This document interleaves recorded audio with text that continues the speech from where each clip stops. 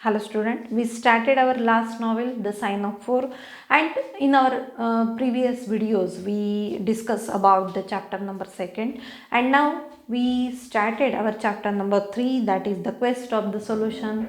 Mary Morstan, she accompanied with Sherlock Holmes and Dr. Watson, and now they having the journey over the unknown man's address.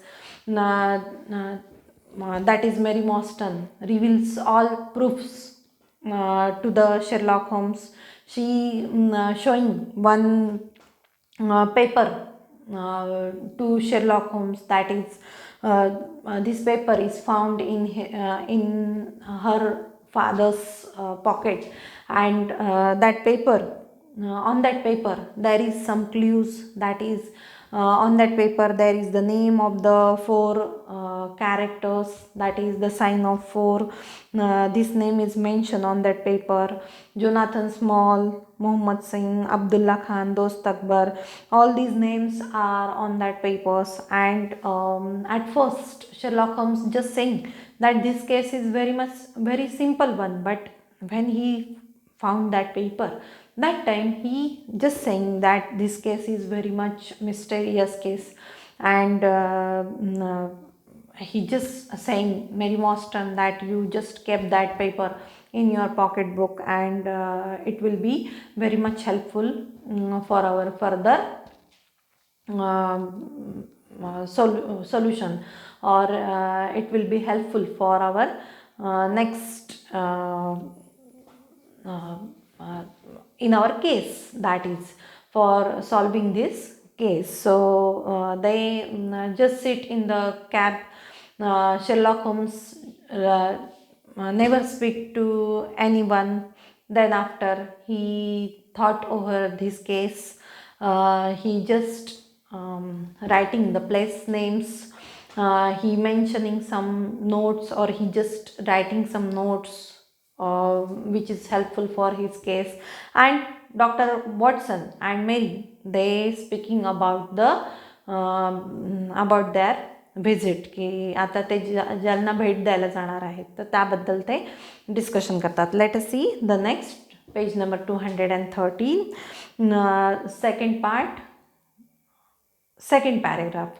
It was a September evening and not at 7 o'clock. की ते ज्यावेळेस त्या अनॉनमस पर्सनला भेटायला जाणार असतात, की ज्याच्याकडून तिला लेटर आलेलं असतात, तिला ॲड्रेस पाठवलेला असतो, तर त्याला ते आता भेटायला चाललेले आहेत. तिने तिच्याबरोबर फ्रेंड्स म्हणून शर्लॉक होम्स आणि डॉक्टर वॉटसनला घेतलेला आहे. आणि तो मंथ कुठला होता, तर सप्टेंबर मंथ होता. अँड नॉट येट 7 o'clock, की अजून 7 वाजलेले नव्हते. But the day had been dreary one, परंतु तो दिवस हा कसा होता त्यांच्यासाठी, एक प्रकारचं टेन्शन होतं त्यांच्यामध्ये त्यांच्यासाठी, आणि त्यामुळे सगळीकडे डलनेस वाटत होता, की फारसं काही असं उत्साह वाटत होता का, तर नाही. Dreary one and a drizzly fog lay low upon the great city. आता काय तर सगळीकडे धुकं पसरलेलं होतं, संध्याकाळ झालेली होती. Down the Strand the lamps were but misty splotch of diffuse light which threw a feeble circular glimmer upon the slimy pavement. आणि काय तर down the strand the lamps were but misty splotches of diffuse light which threw a feeble circular glimmer upon the slimy pavement. की तिथून रस्त्याने जाताना वेगवेगळ्या दुकानांमधले दिवे हे चमकत होते, आणि काय तर जणू काही असे ठिपके असल्याप्रमाणे वाटत होते. त्या दुकानांमधून येणारा तो प्रकाश असा ठिपक्यांसारखा वाटत होता, आणि एक प्रकारे स्लिमी पेवमेंट, की सगळीकडे शांतता वगैरे अशी पसरलेली होती, आणि त्यातून तो येणारा प्रकाश, आणि त्यातून यांची चालणारी गाडी, असं ते वातावरण होतं. The yellow glare from the shop Windows steamed out into the steamy vapors air and threw a murky shifting radiance across the crowded through fair. आणि काय तर प्रत्येक दुकानांमधून येणारा पिवळसर प्रकाश, त्या दिव्यांचा पिवळसर प्रकाश, आणि तो त्या वातावरणामध्ये काय तर विरून जात होता. वेपर एअर, तिथे धुकं पसरलेलं होतं. Murky shifting Radiance across the crowded through fair, की त्यांची जी जर्नी चाललेली होती तर त्या गर्दीमधल्या रस्त्यांमधून तो प्रकाश असा धूसर होत चाललेला दिसत होता त्यांना. There was to my mind something eerie and ghost like in the endless procession of faces which flitted across these narrow bars of light. आणि माझ्यासाठी तर हे सगळं भीतीदायक होतं, भयानक होतं, की हे जे आमचा प्रवास चाललेला होता, हे जे आमचं प्रोसेशन चाललेलं होतं, म्हणजे एक प्रकारचा प्रवास चाललेला होता त्या दिशेने, of faces which flitted across these narrow bars of light. आणि काय तर जे चेहरे दिसत होते लोकांचे तर ते अत्यंत धूसर अंधुक असे दिसत होते या प्रकाशामध्ये. Sad faces and glad, haggard and merry, की त्याच्यामध्ये वेगवेगळे चेहरे आम्हाला लोकांचे दिसत होते. काहींचे निस्तेज चेहरे, काहींचे आनंदी चेहरे, काहींचे हॅगर्ड म्हणजे निस्तेज, आणि काहींचे जॉयफुल असे चेहरे आम्हाला त्यामध्ये दिसत होते. Like all humankind they fitted from the gloom into the light, की त्या प्रकाशामध्ये जणू काही असे चेहरे आम्हाला सगळे भासत होते. काही आनंदी, काही निस्तेज, काही सॅड, अशा पद्धतीचे चेहरे आम्हाला तिथे भासत होते. And so back into the gloom once more. आणि पुन्हा पुन्हा आम्ही सुद्धा काय तर आमच्यामध्ये सुद्धा काही असा फार उत्साह होता का तर नाही, ग्लुमिनेस होता, की आम्हाला सुद्धा कुठेतरी दुःख वाटत होतं किंवा कुठेतरी भीतीदायक आम्हाला वाटत होतं. I am not subject to impression, but the dull, heavy evening with the strange business upon which we have engaged. आणि काय तर I am not a subject to impression, की माझा यामध्ये फारसा काही सहभाग नव्हता. केस सॉल्व करणारा शेरलॉक होम्स होता. क्लायंट म्हणून कोण होतं, मेरी मॉस्टन होती. मी फक्त अकॉम्पनीड म्हणून त्यांच्याबरोबर चाललेला होतो. आणि I am not the subject to impression, की माझ्यावर असं काही अवलंबून नव्हतं किंवा माझा काही फारसा सहभाग नव्हता. But the dull heavy evening, की ती संध्याकाळ आमच्यासाठी कशी होती, डल होती, हेवी इव्हिनिंग होती. With the strange business upon which we are engage, की एक चमत्कारिक अशी केस आमच्यासमोर आलेली होती आणि ती आम्ही आता कुठेतरी त्यामध्ये एंगेज होत चाललेलो होतो. Combine to make me nervous and depress. आणि त्यामुळे मला काय तर नर्व्हस फिलिंग किंवा डिप्रेस फिलिंग होत होतं. I could see from Miss Morstan's manner that she was suffering from the same feeling, की मी ज्या वेळेस मेरी मॉस्टनकडे पाहायचो त्यास तिच्यासुद्धा मनामध्ये याच गोष्टी कुठेतरी चाललेल्या होत्या, की तीसुद्धा सेम फिलिंग तिच्या मनामध्ये चाललेलं होतं. Holmes alone could rise superior to pretty influence. आणि काय तर Holmes alone could rise superior to pretty influence. फक्त होम्सच आमच्यापेक्षा वेगळा होता, की तो फक्त केस म्हणून त्याकडे पाहत होता. तो प्रत्येक गोष्ट काय तर नोट डाऊन करत होता, प्रत्येक गोष्ट पॉईंट आऊट करत होता. He held his open notebook upon his नी, की त्याने त्याची वही त्याच्या नीवर म्हणजे त्याच्या गुडघ्यांवर ओपन केलेली होती. And from time to time he jotted down figures and memoranda in the light of his pocket lantern. आणि काय तर त्याचं जे पॉकेट लँटर्न होतं, की जो प्रकाश होता त्याच्या पॉकेटमधून येणारा, तर त्या प्रकाशाच्या मदतीने तो काय करत होता तर सगळ्या गोष्टी jotted down figures and memoranda, की ज्या ज्या गोष्टी त्याला वाटतील नोट डाऊन कराव्यात तर त्या गोष्टी तो नोट डाऊन करत चाललेला होता. At the Lyceum theatre the crowd were already thick at the side entrance, की लायसियम थिएटरच्या ज्यावेळेस आम्ही जवळ आलो त्यावेळेस तिथे भरपूर थिक क्राऊड होतं, तिथे भरपूर तिथे गर्दी होती. In front continuous stream of hansom and four wheelers were rattling up, की तिथे हँडसम्स, की तिथे घोडागाड्या तिथे येत होत्या. की in front a continuous stream of hansoms म्हणजे काय तर घोडागाड्या, की तिथे सतत काय तर घोडागाड्या तिथे येत होत्या. And four wheelers were rattling up, तिथे काही चारचाकी गाड्यासुद्धा तिथे येत होत्या, भरभर येत होत्या. Discharging their cargoes of shirt fronted men and beshawled be diamond woman. आणि काय तर त्या चारचाकी गाड्यांमधून काही शर्ट फ्रंटेड मेन, की छान वेलनीट असे शर्ट घातलेले माणसं त्या गाड्यांमधून येत होते. त्याचप्रमाणे बी डायमंड वुमन, की बी डायमंड वुमन, की शाली घेतलेल्या, डायमंड घातलेल्या अशा वुमन म्हणजे प्रेस्टिजियस लोक त्या ठिकाणी येत होते, त्या लायसियम थिएटरच्या तिथे. We had hardly reach the third pillar. आणि आम्हाला ज्याप्रमाणे सांगितलेलं होतं की लेफ्ट कडून जो थर्ड पिलर आहे तिथे येऊन तुम्ही थांबा. विच वॉज आवर रेंडेझोअस, की जो आमचं संकेतस्थळ होतं. रेंडेझोअस हे फ्रेंच एक्सप्रेशन आहे, फ्रेंच वर्ड आहे रेंडेझोअस, की जे आमचं संकेतस्थळ आम्हाला सांगितलं होतं लेफ्टपासून थर्ड पिलर.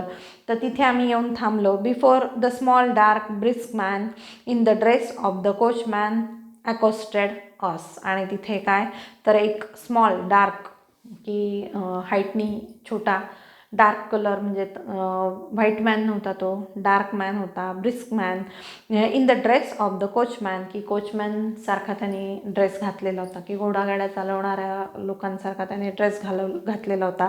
अकोस्टेड अस, की आमच्या पुढे येऊन तो थांबला, आम्हाला जॉईन झाला.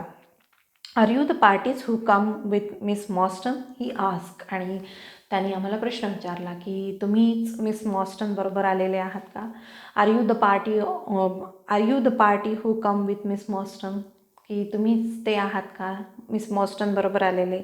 I am Miss Morstan and these two gentlemen are my friends, said she. आणि तिने उत्तर दिलं, yes I am Miss Morstan and I come with this two gentleman who is my friends.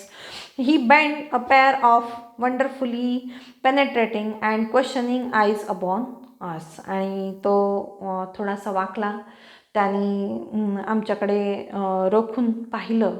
Penetrating and questioning eyes upon अस, की एक प्रकारे डोळ्यामध्ये प्रश्नार्थक डोळ्यांनी तो आमच्याकडे पाहू लागला. आम्हाला त्यांनी निहाळलं आणि त्यांनी you will excuse me miss, he sad with a certain dog manner. आणि पुन्हा एकदा त्यांनी मिस मॉस्टनला प्रश्न विचारला की तुम्ही मला माफ करा, परंतु त्यांनी एकदम कठोरपणे असं विचारलं, a certain dog manner, but I was to ask you to give me your word that neither of your companion is a police officer. आणि तुम्ही मला शब्द द्या की तुमचे जे फ्रेंड्स आहेत, तुमचे जे कंपॅनियन्स आहेत, तर ते पोलीस ऑफिसर निश्चित नाही आहेत असा तुम्ही मला शब्द द्या.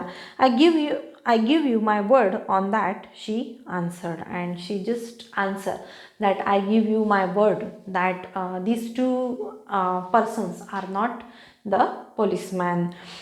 He gave a shrill whistle on which a street Arab led across a four-wheeler and opened the door. And he gave a shrill whistle, की त्यांनी जोरदार अशी शिट्टी मारली. On which a street Arab led across the four wheeler, की जिथे रस्त्यावर एक अरब होता आणि त्यांनी काय केलं तर त्याची फोर व्हीलर घेऊन आला. ओपन द डोअर, त्यांनी त्या फोर व्हीलरचं डोअर ओपन केलं. The man who had address as mounted to the box. आणि जी व्यक्ती आम्हाला लायसियम थिएटरला भेटलेली होती, की जी small brisk person, dark small brisk man, dress up in the coachman, की त्यांनी आम्हाला काय केलं, address us mounted to the box, की त्यांनी आम्हाला त्या घोडागाडीच्या बॉक्समध्ये बसायला सांगितलं. व्हाईल वी टूक आवर प्लेस इनसाइड, की आम्ही तिथे आतमध्ये जाऊन बसलो. We had hardly done so before the driver whipped up his horse and we plunged away at a furious pace through the foggy street. आणि काय तर तो जो गाडी चालक होता, घोडागाडी चालक होता, त्यांनी हॉर्सला व्हिप केलं, चाबूक मारला.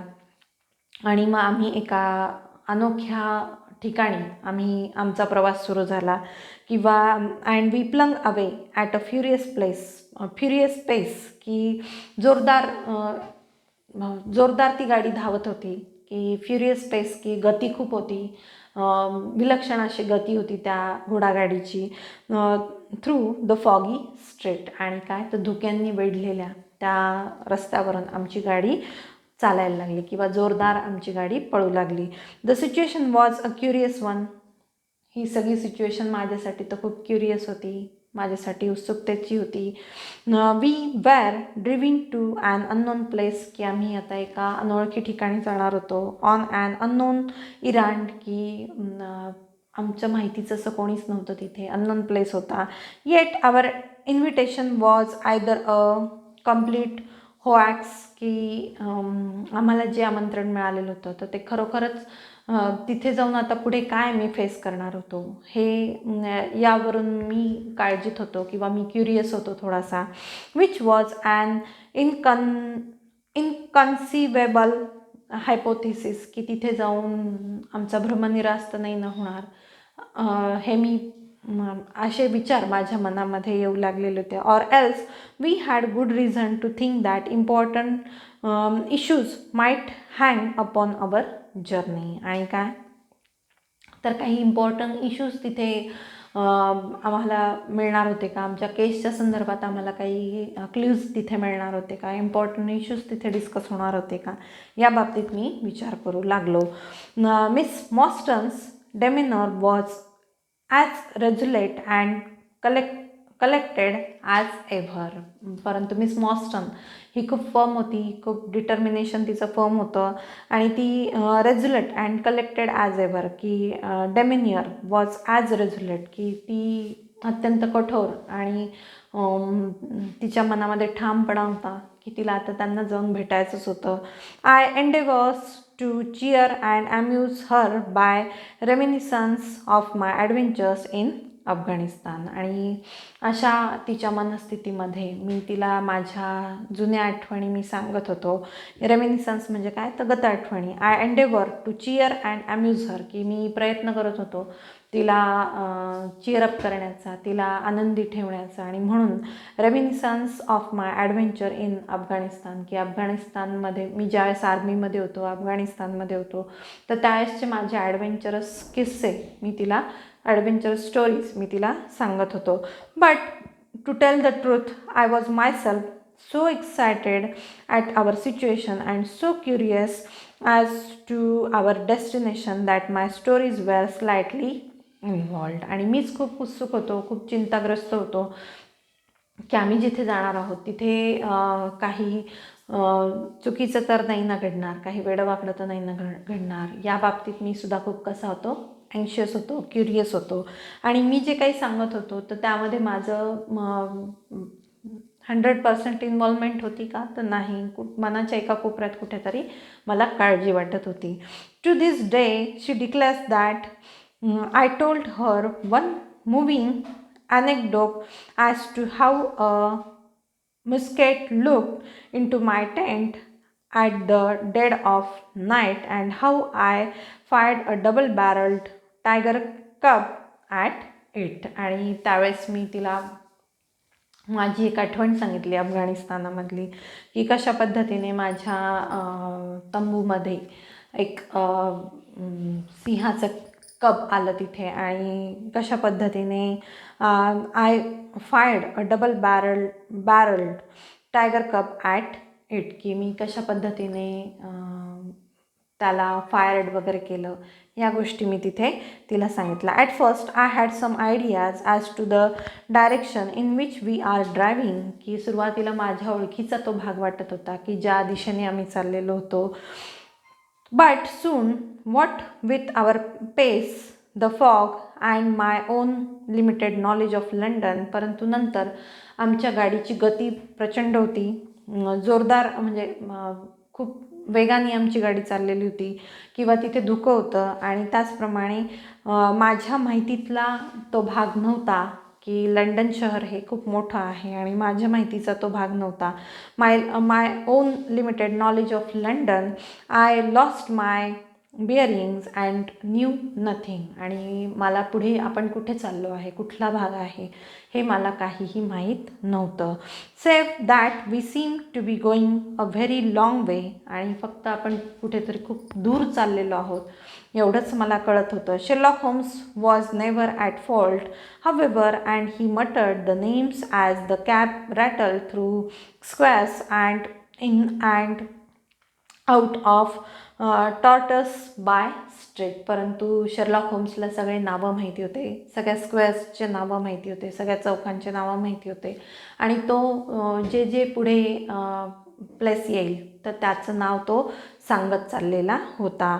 रॉस्टस row said he, now Vicent Square, now we come out on the Vauxhall Bridge Road. We are making for the Surrey side apparently. Yes, I thought so. Now we are on the bridge. You can catch glimpse of the river. आणि तो वेगवेगळी नावं, त्या प्लेसचे नावं तो सांगू लागला की विसेंट स्क्वेअर, रॉचेस्टर रो, त्यानंतर वॉक्सहॉल ब्रिज रोड, त्यानंतर त्यांनी सांगितलं की आपण थेम्स नदीच्या तिथे आपण ब्रिजवर आलेलो आहोत. असे वेगळे नावं तो सांगत चाललेला होता. We did indeed get a fleeting view of the stretch of the Thames with the lamp shining upon the broad silent water. आणि आम्ही थेम्स नदी पाहिली.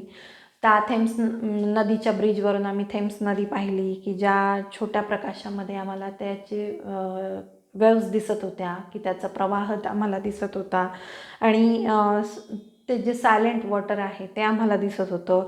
But our cab dash on and was soon involved in a labyrinth of streets upon the other side. आणि काय तर आवर cab dash on की थोडीशी आमची कॅब थांबली and soon involved in a labyrinth of street. आणि तिथे जे रोड होते तर त्यांचं एक प्रकारचं चक्रव्यूह असल्यासारखं आम्हाला.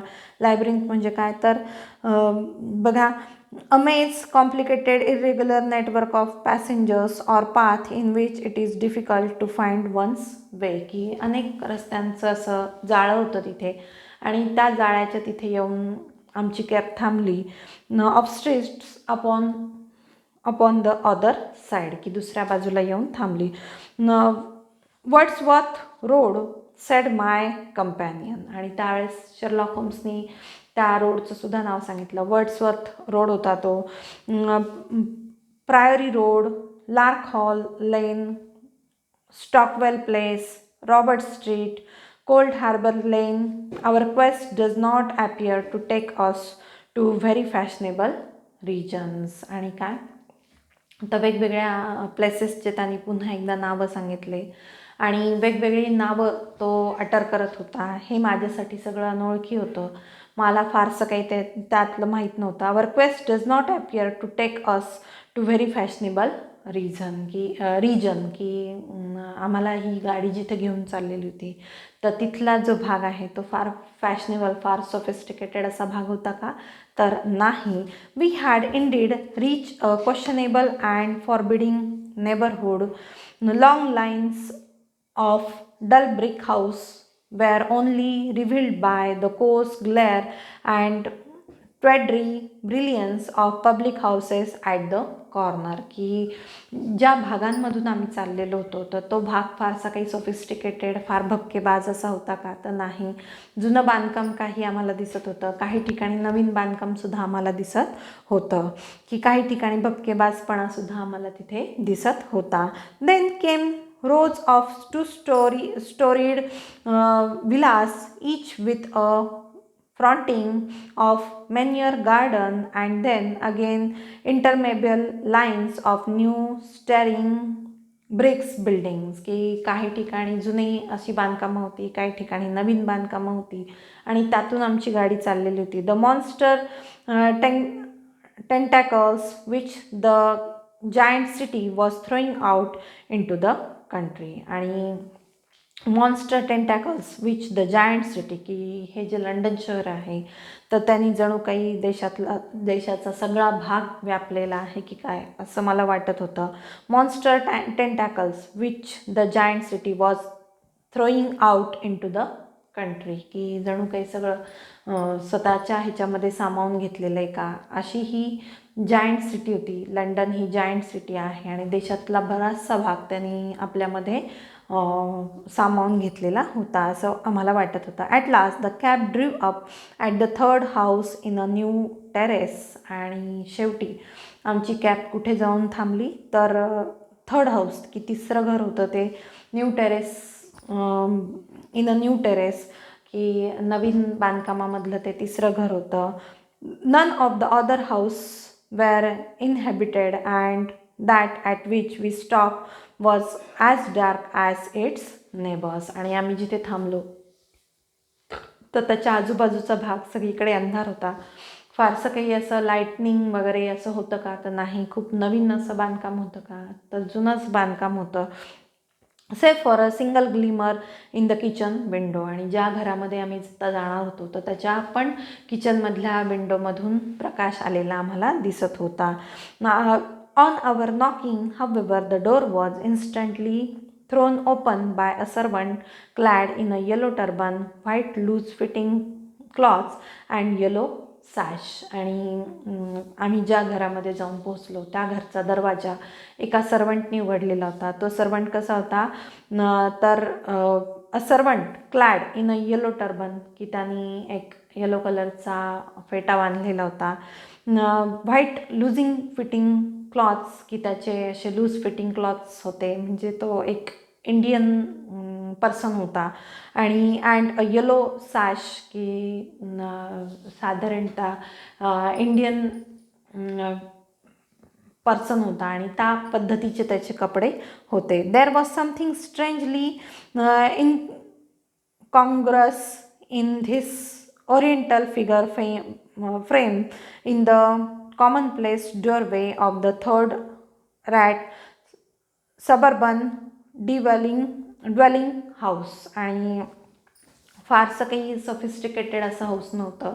एक जुनाट असं घर होतं. Oriental figure frame in the commonplace doorway of the third rate suburban dwelling house. आणि उपनगरामध्ये राहणाऱ्या लोकांचं जसं हाऊस असतं त्या पद्धतीचं हे हाऊस होतं.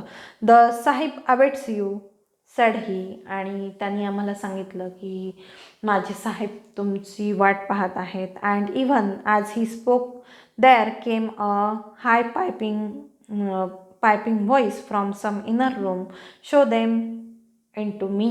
आणि त्याचबरोबर आतमध्ये कोणीतरी व्यक्ती त्या सर्वंटला म्हणली की त्यांना माझ्याकडे घेऊन ये. Show them in to me.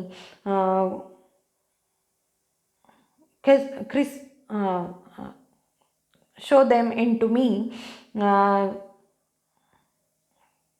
Khidmatgar it cries, show them straight to me. आणि खिदमगार नावाचं नाव होतं त्या सर्वंटचं. आणि त्याला सांगण्यात आलं की त्यांना माझ्याकडे घेऊन ये. In this way we see the third part. In this third part